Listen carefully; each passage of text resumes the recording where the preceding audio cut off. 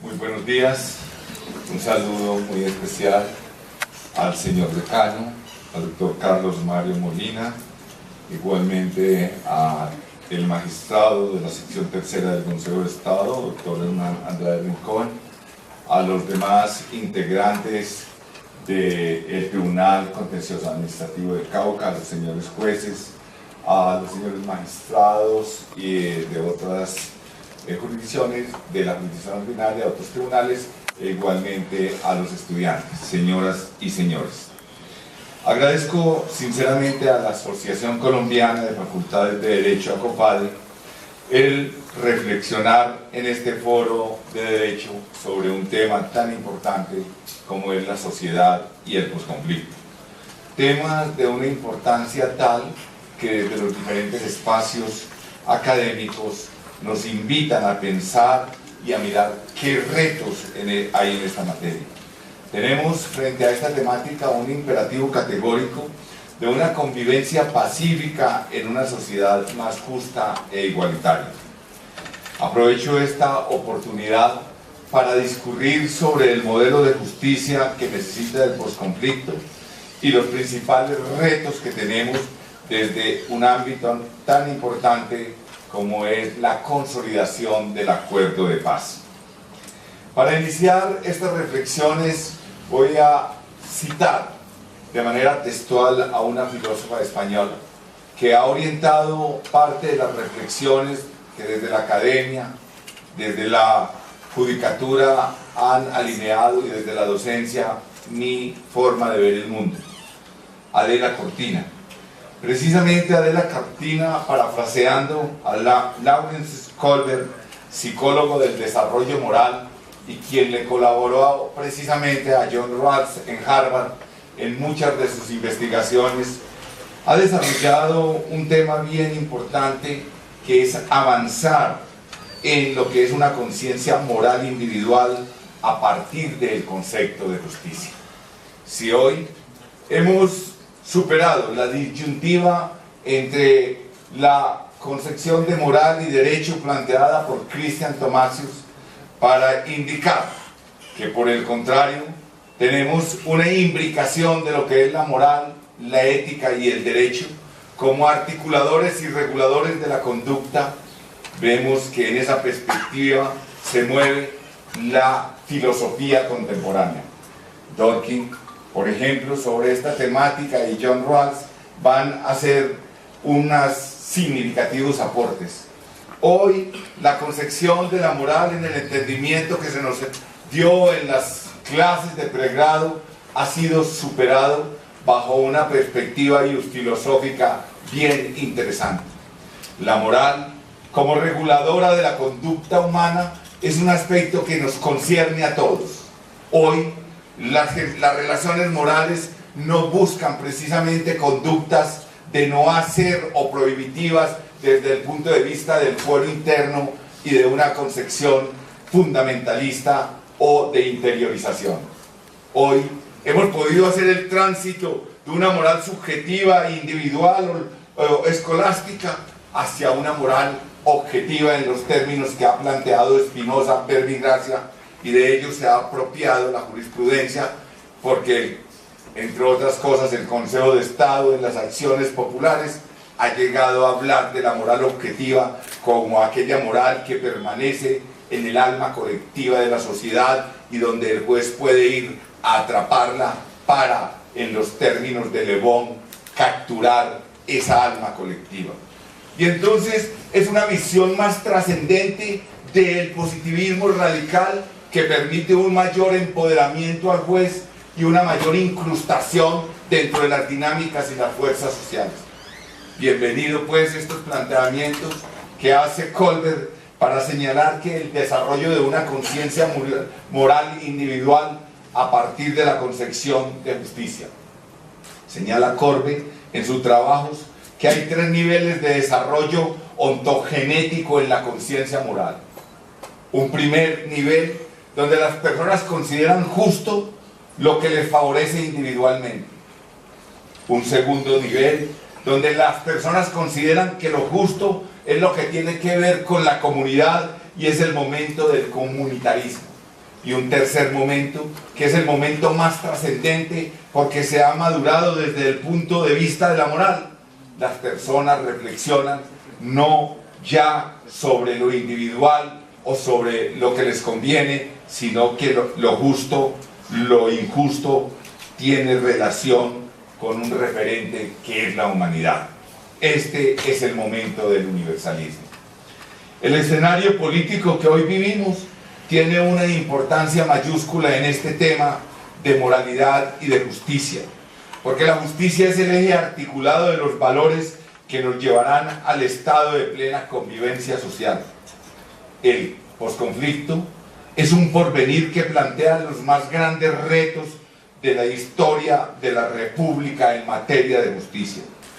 Vemos cómo en las zonas de conflicto las relaciones políticas, familiares y comunitarias habían sido reguladas y regladas por los grupos armados que ejercían control sobre el territorio. Ese control sobre el territorio de los grupos armados y este departamento y todos los departamentos colombianos en una u otra medida lo hemos padecido. Ese control de los grupos guerrilleros no ha sido homogéneo en todas las zonas. En unas zonas la guerrilla asumía de facto el control en todos los aspectos de la vida privada de los civiles. En otros territorios mitigaban o regulaban ciertas conductas. Pero sea ello lo que fuere, lo cierto es que la autoridad y el Estado estaba relegado por la presencia y por el ejercicio de la función de justicia en manos que no eran las del Estado. Las dinámicas que ha impuesto el conflicto armado nos entregan una realidad bifurcada. En algunos lugares, el Estado ha tenido la capacidad para responder a la demanda de justicia ciudadana. En otras zonas del territorio, mayoritariamente rurales, la presencia de la institucionalidad es y ha sido precaria.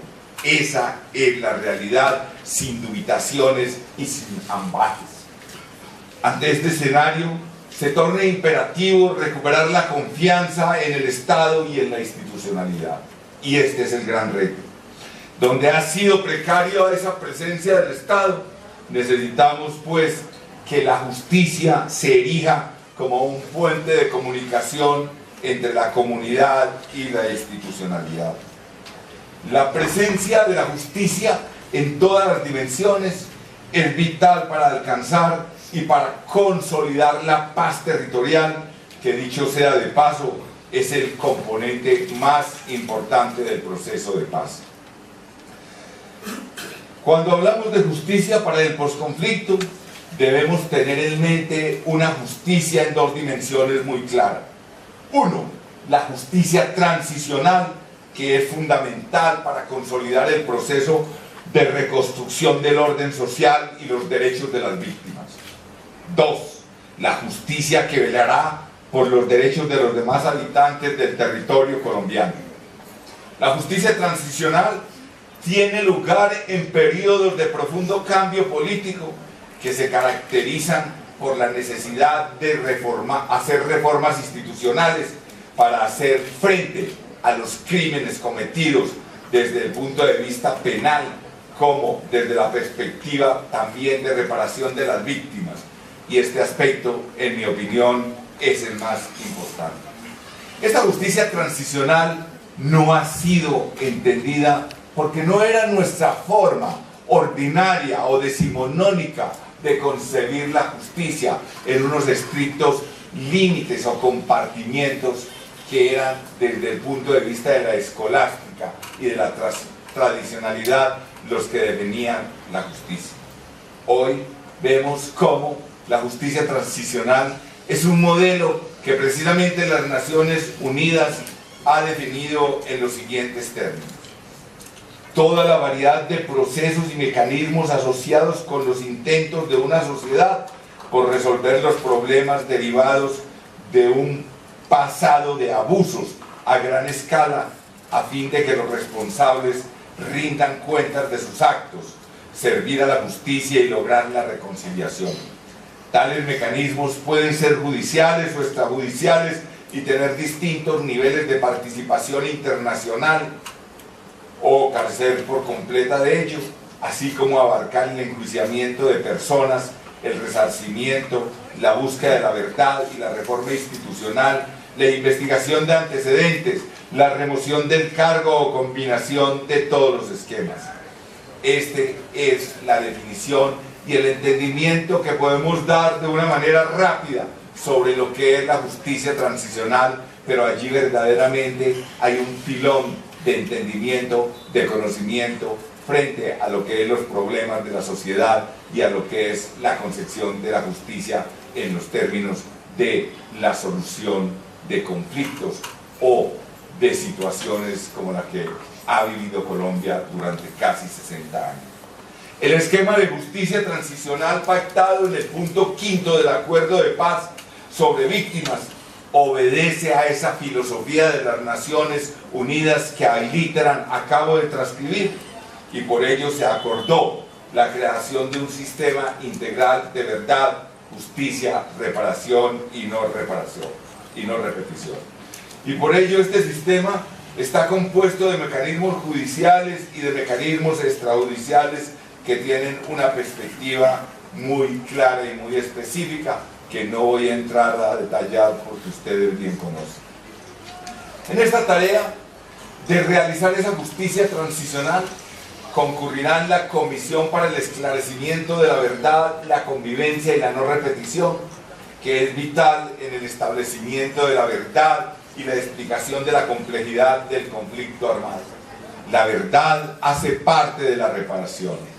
Y esto que hoy se denomina justicia transicional, valga decirlo, ha sido abordado también desde una óptica simétrica por la jurisprudencia del Consejo de Estado, cuando en aquellas sentencias, precisamente frente a crímenes de lesa humanidad, de desaparecidos, etc., la postura del Consejo de Estado, a partir de una emblemática sentencia del 2007 y reiterada en febrero del 2008, acudió por primera vez en la historia, antes que cualquier corte, a señalar que era un componente de la reparación la verdad, y por eso ordenaba a la Fiscalía General de la Nación reabrir procesos en busca de la verdad, porque era parte de la reparación.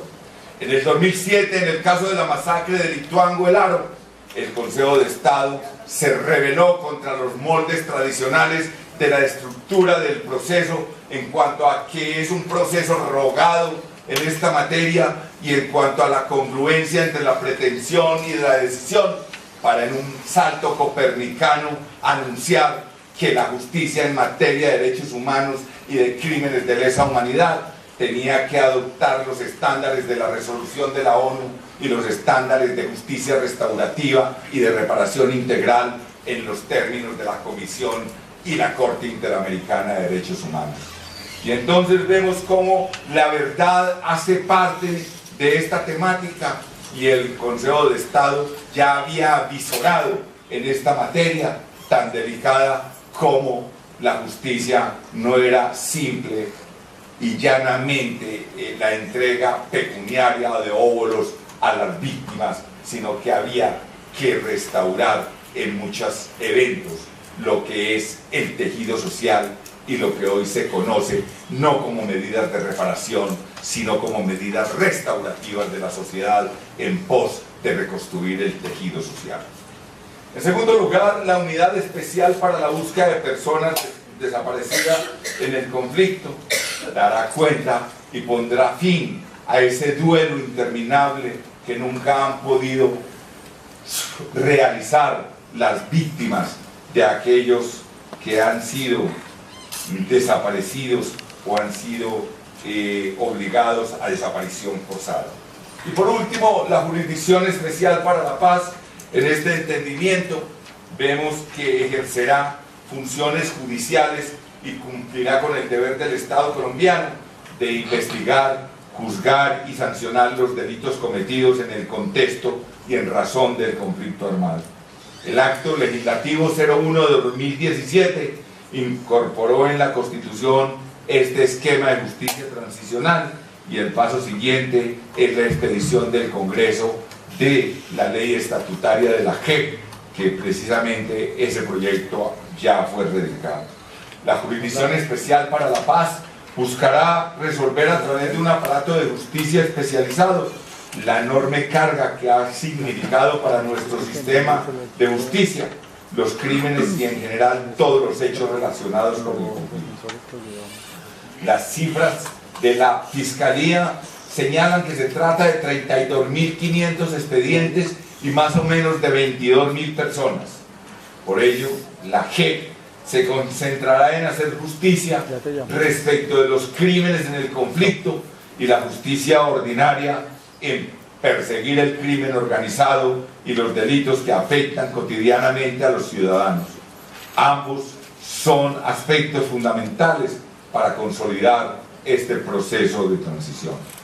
La experiencia del proceso de justicia y paz será de gran utilidad en la puesta en marcha de la JEP. Vemos que va a haber una mejora cualitativa en muchos aspectos.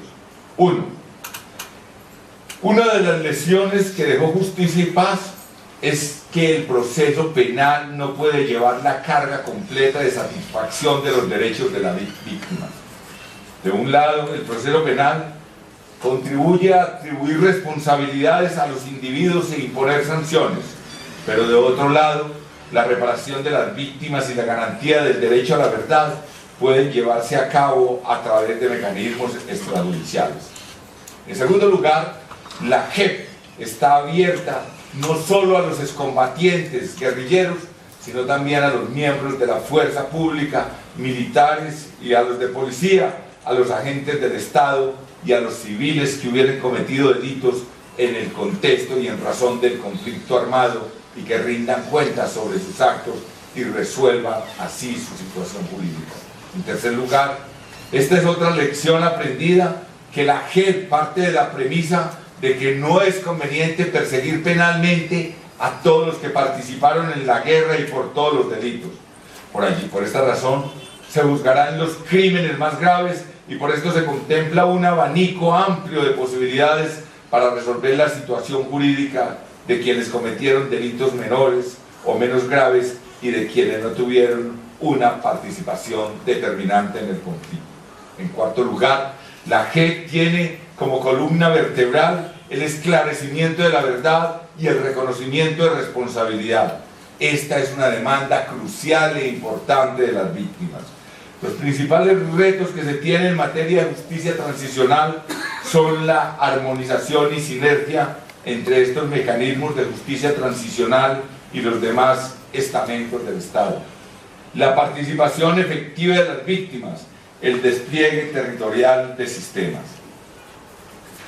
Los retos de la justicia del posconflicto no se agotan en la justicia transicional, pues se encuentran un rango de acción mucho más amplio en la tarea de garantizar el acceso efectivo a la justicia de todos los habitantes del territorio y de esta forma desmontar las justicias paralelas, ilegales o paraestatales que para muchos territorios ha sido la única forma de justicia que han conocido hasta hoy.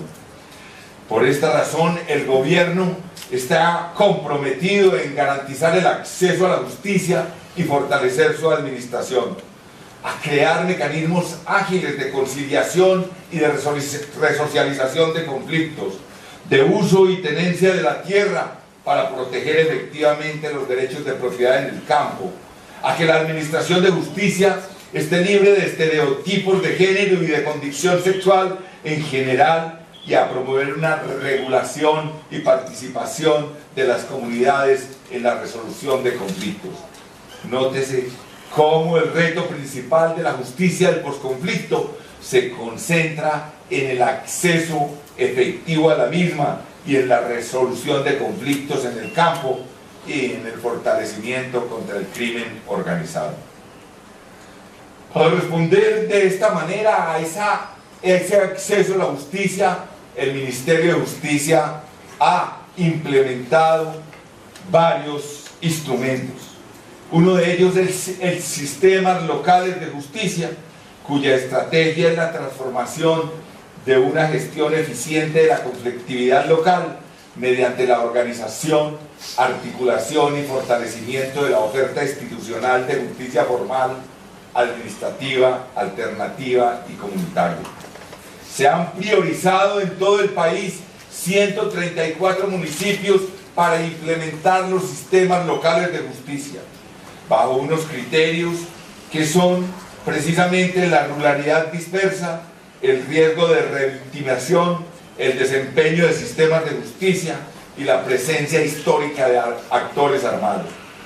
Esta implementación de sistemas locales de justicia está rigiendo en 42 municipios y el año entrante se va a extender a 47 más, es decir, los 134 municipios priorizados para atender las necesidades del posconflicto.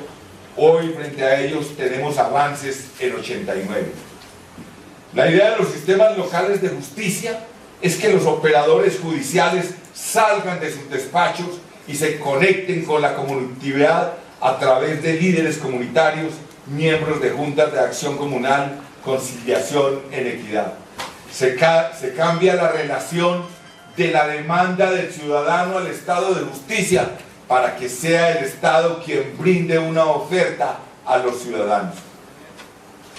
La estrategia de los sistemas locales se une a los avances contenidos en lo que son las casas de justicia, los centros de convivencia ciudadana y las comisarías de familia.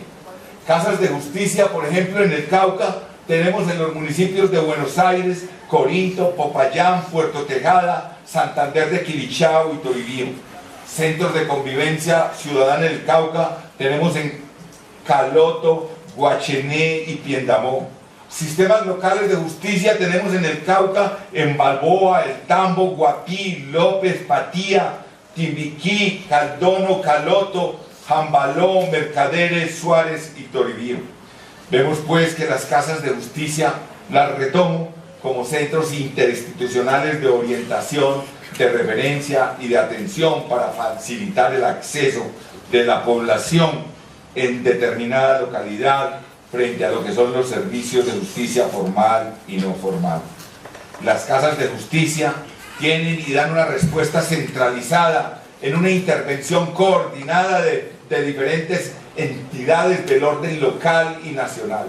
Podemos concentrar de esta manera y prestar un mejor servicio. Nuestro compromiso para el 2016 es que existían 106 casas de justicia y 33 centros de convivencia. Para el 2017 la meta es construir 2 casas adicionales y 3 centros de convivencia ciudadana. Tenemos en total 108 casas de justicia, 36 centros de convivencia ciudadana. El día de mañana inauguraremos una nueva casa de justicia en el municipio de Pradera Valle y para 2018 vamos a